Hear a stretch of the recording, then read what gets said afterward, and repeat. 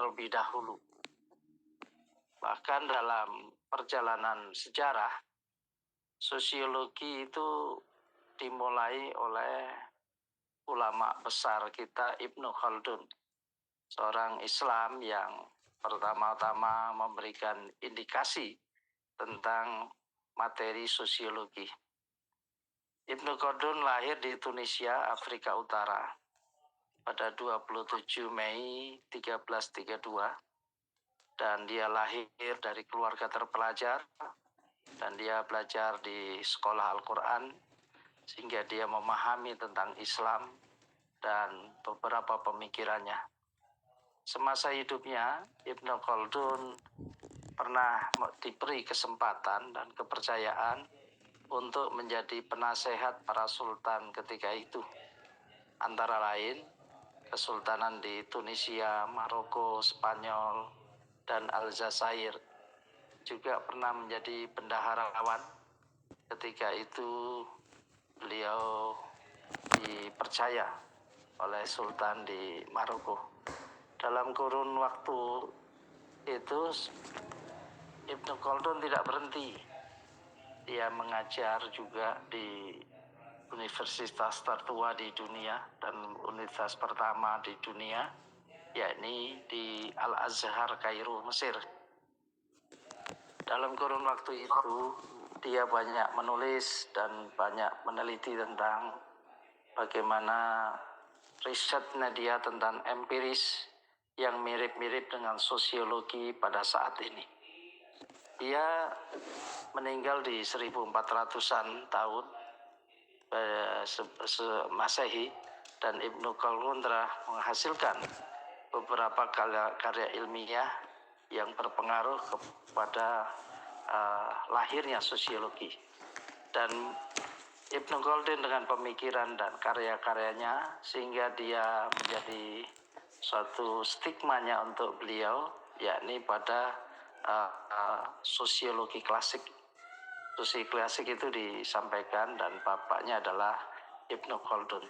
Tetapi dalam perjalanan berikutnya bahwa sosiologi itu berkembang begitu pesat sehingga dalam era modern pada saat itu, Renaissance pada saat itu, yakni yang namanya Auguste Comte. Auguste Comte lahir di Montpellier, Prancis pada 19 Januari 1798. Orang tuanya berstatus kelas menengah dan ayahnya menjadi pejabat pajak. Dan ketika itu dia juga keturunan dari rahib Yahudi, keluarganya juga seperti itu. Dan saya minta ini saudara siapa ini, kalian di jalan apa di kendaraan ya, coba agak tenang ininya supaya bisa fokus tidak ganggu yang lain. Dan Auguste Comte itu dia pada tahun 1817 ia menjadi sekretaris dari Saint-Simon. Kita ketahui Saint-Simon seorang filsuf dan muridnya banyak, salah satunya adalah Auguste Comte. Tapi dalam perjalanan karirnya, Auguste Comte itu pernah berseberangan dengan Saint-Simon, sehingga dia mengatakan dan menghapus namanya dalam paparan penulisan dia. Bahkan dia dengan kritik yang tajam, dengan katastrofik itu sendiri, yakni melukiskan bahwa Saint-Simon sebagai penyulap besar. Dan inilah yang menjadi awal dari perdebatan antara Auguste Comte dan Saint-Simon. Dalam perjalanannya, ia pernah membina dengan rumah tangga karena dia sudah agak lama. Ini namanya Auguste Comte ini orang Prancis, tetapi dalam profilnya ia beda dengan kebanyakan orang Eropa. Dia lebih pendek, juga tidak sesempurna ini, kemudian matanya juga juling dalam satu profilnya. Kemudian kepalanya besar yang menunjukkan dia seorang yang pemikir besar. Dia karena jauh dari hiruk pikuk kehidupan maka dia menikahi seorang pekerja seks ya kalau sekarang ini. Jadi dia nikah dengan itu tapi tidak bisa berlanjut, dan dia dengan kegelisahannya Auguste Comte itu terus berkarya. Pada perjalanan berikutnya tahun 1826 ia membuat suatu catatan-catatan yang menjadikan kuliah untuk para murid-muridnya. Comte itu memberikan pembelajaran dan pencerahan kepada murid-muridnya. Tapi di tahun itu sendiri dia mendapat gangguan kejiwaan atau terganggu sarafnya. Kalau istilah sekarang ini schizofren atau menjelang gila ya. Dan ini saking kecerdasannya dia menjadi seorang gila. Tapi terus dalam perjalanannya Auguste Comte akhirnya bisa sembuh, dan dia dengan karya-karya besarnya Comte itu bisa memberikan satu sistem politik positif gitu. Dan dengan khayalan pribadinya dia memberikan satu keilmuan yang bersifat sosiologi. Dalam empiriknya, dalam pengamatannya, dalam menyikapi berbagai kasus di eranya, maka dia melakukan penelitian sehingga dia menjadi cikal bakalnya untuk sosiologi di dunia ini. Dan para pengikutnya di Prancis itu juga banyak, dan dia meninggal pada 5 September 1857. Sekilas dari dua profil ini bahwa sosiologi dengan Auguste Comte ini menjadi bapaknya sosiologi. Banyak dalam tulisan lepas beliau yang ditulis di beberapa jurnal di eranya dengan teorinya teori getar. Artinya siapa yang berada di dekat getaran, ia akan merasakan pusatnya getar itu sendiri. Maksudnya apa? Kalau kita berada di pusat kekuasaan, maka kita akan mendapatkan limbah dari kekuasaan, dan peluang dari kekuasaan juga bisa memberikan akibat buruk dari kekuasaan itu sendiri. Inilah teori Auguste Comte dalam perjalanan. Lantas bagaimana dengan sosiologi hukum? Sosiologi hukum dalam perjalanan waktu kita langsung passing saja, yakni pada seorang tokoh besar yang namanya Angelotti. Angelotti itu lahir di Itali, bangsa Itali, dan dia pada tahun 1882. Sejak itu dia memperkenalkan ruang lingkup objek kajian sosiologi hukum. Namun demikian dia tidak terlepas dari keilmuan lain. Adapun nanti Angelotti ini dengan keilmuan lainnya itu apa maksudnya? Bahwa ilmu sosiologi hukum tidak bisa berdiri sendiri, tetapi dia bersinggungan dengan beberapa ilmu pendukungnya, yakni filsafat hukum, kemudian ilmu hukum, dan yang ketiganya sosiologi yang berorientasi pada hukum. Dalam tataran filsafat hukum, maka sosiologi hukum itu termasuk dalam ranah kajian sosial, dan kajian sosial dengan sisi lain, tapi dia berpikir dan bertindak sebagaimana hukum. Dan ini kita lihat dengan teorinya Hans Kelsen, Steuvenbau de Recht. Steuvenbau de Recht artinya apa? Artinya bahwa hukum tidak boleh bertentangan dengan aturan di atasnya. Stratifikasi ini dimaksudkan adalah tata urutan hukum. Tata urutan hukum yang lapisan bawah atau peraturan di bawah tidak boleh bertentangan dengan peraturan di atas. Ini dalam nanti teori Riggs itu ada namanya good norm, teori piramid itu. Jadi ada lapisan-lapisan yang memberikan tentang stratifikasi hukum. Singkatnya, kalau di Indonesia kita bisa ilustrasikan bahwa dalam hukum yang ada di Indonesia dari landasan filsafat adalah Pancasila. Nah, kemudian landasan yang kedua, dasar hukum kedua adalah Undang-Undang Dasar tahun 1945. Kalau kita menyebutkan Undang-Undang tahun 1945, berarti Undang-Undang Dasar ini sudah diamandemen. Kalau kita menyebutkan Undang-Undang Dasar tahun 45 itu belum diamandemen. Oleh karena itu, landasan kedua adalah konstitusional, ada Undang-Undang Dasar tahun 1945. Kemudian undang-undang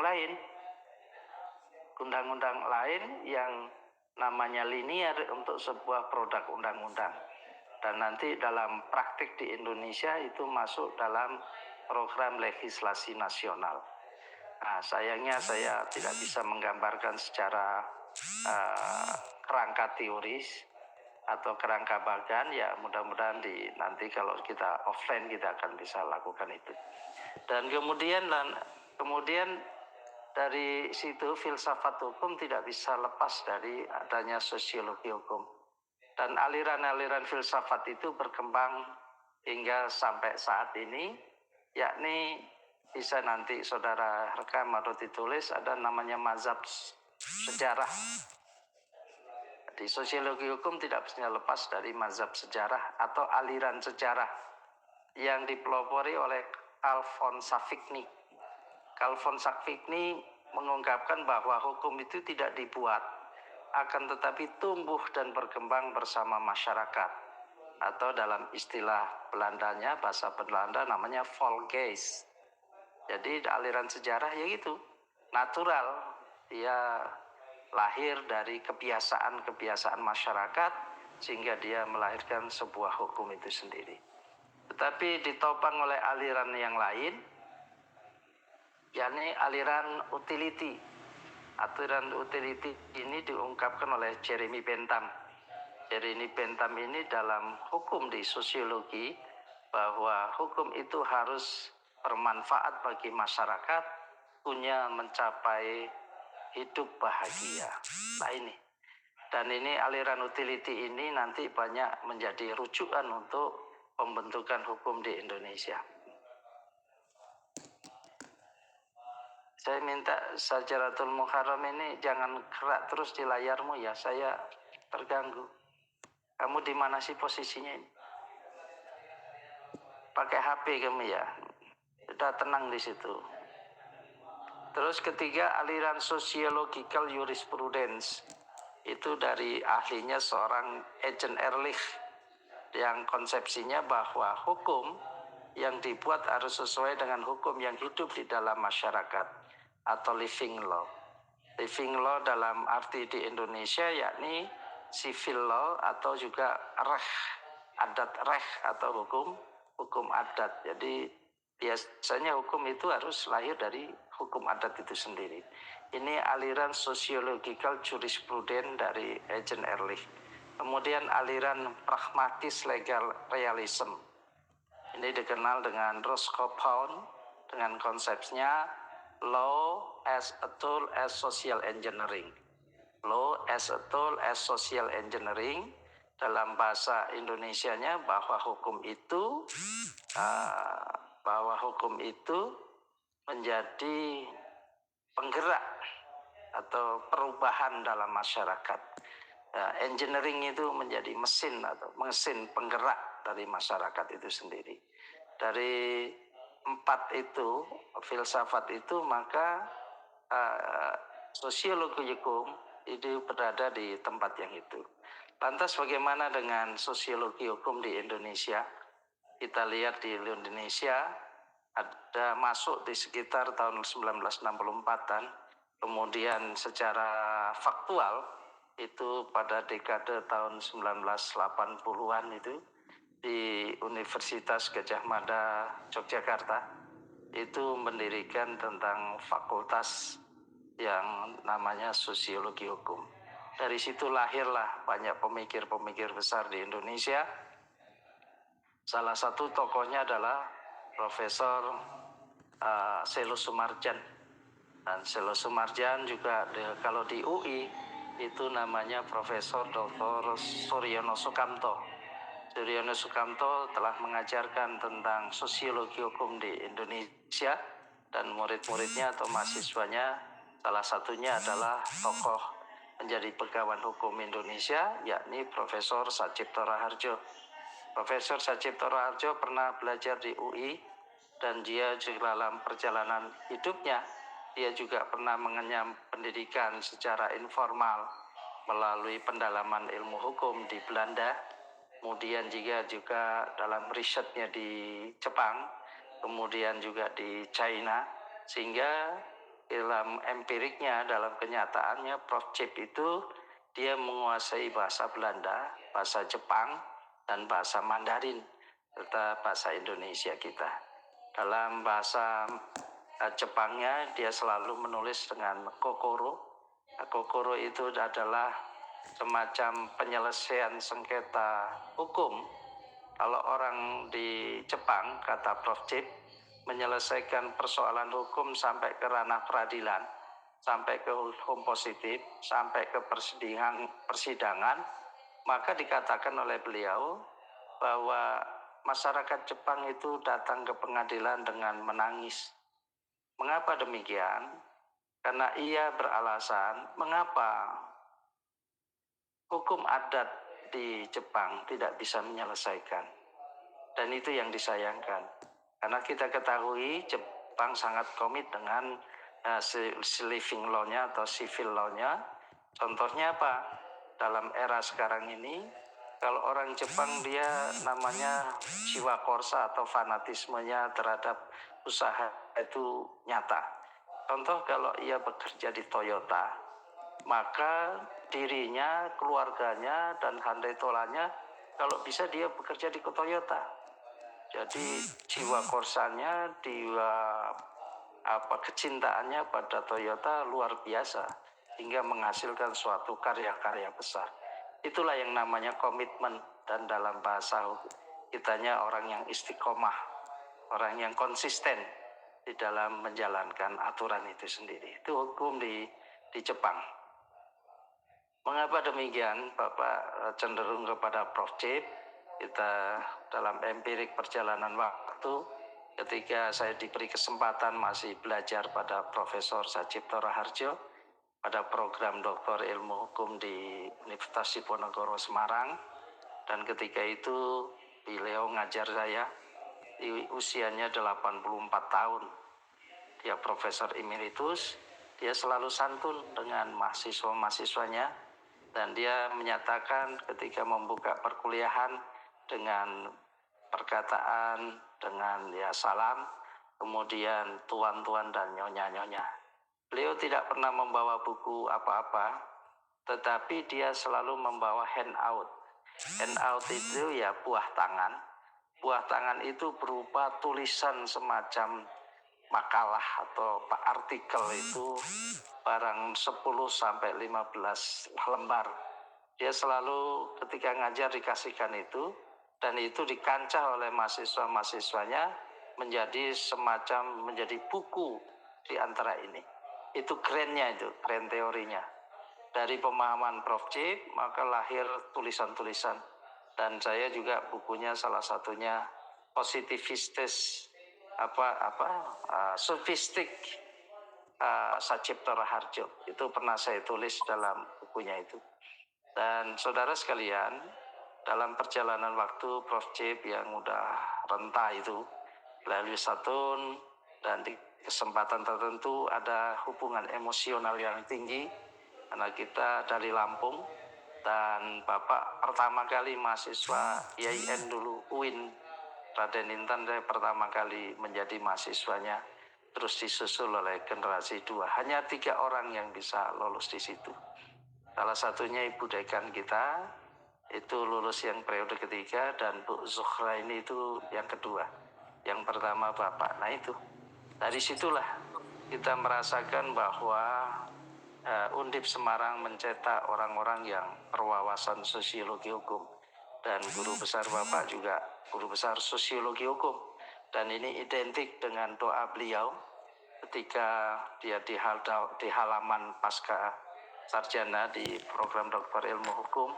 Ya ketemu sambil jalan saya antarkan itu ya tepuk-tepuk pundak kita, terus nanti apa yang namanya terus dia katakan pada saya, udah kamu tak sepul nanti kapul. Nah itu seperti itu. Ini Deo Aprendi ini apa ini? Mengingatkan mau habis atau apa ini? Kok muncul di sini? Kenapa Pak? Ya, kok muncul di sini? Kamu nggak ada ininya tapi muncul. Di off kan aja punyamu, ya. Oke. Nggak muncul di kameranya. Makanya saya sudah bilang dari awal, kita kuliah yang serius.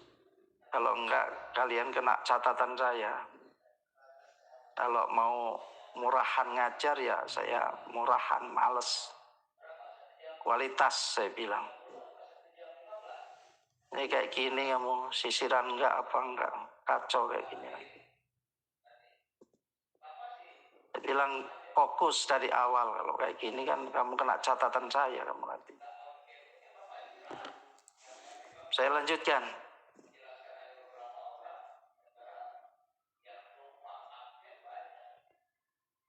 Oke, saya terganggu oleh urusan ini. Saya akhiri aja kuliah kita pada pagi hari ini karena tidak kesiapan saudara untuk ikut di online seperti ini. Maaf Pak, kesiangan Pak. Ya dah, saya terganggu oleh kalian. Terima kasih atas perhatiannya. Kalau nanti absennya diinikan. Atas perhatiannya saudara sekalian, saya ucapkan terima kasih. Selamat beribadah puasa. Assalamualaikum warahmatullahi wabarakatuh. Waalaikumsalam warahmatullahi wabarakatuh.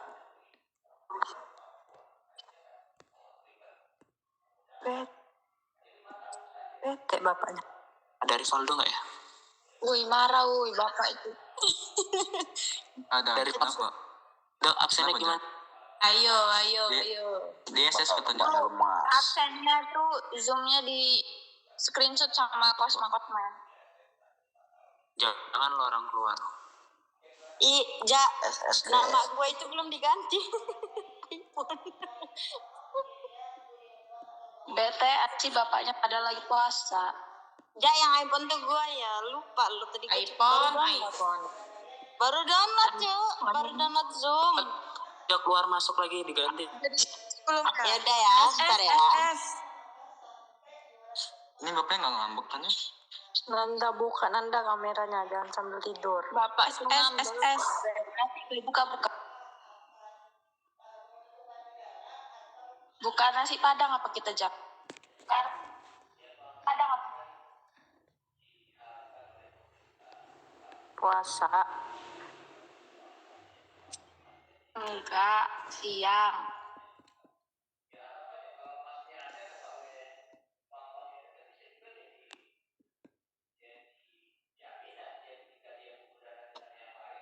Udah banyak.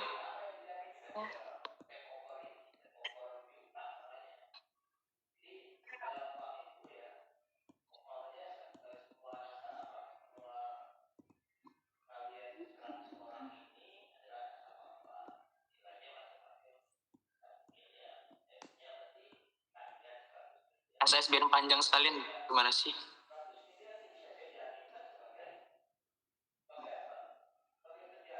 Apa kelihatan? Pindah.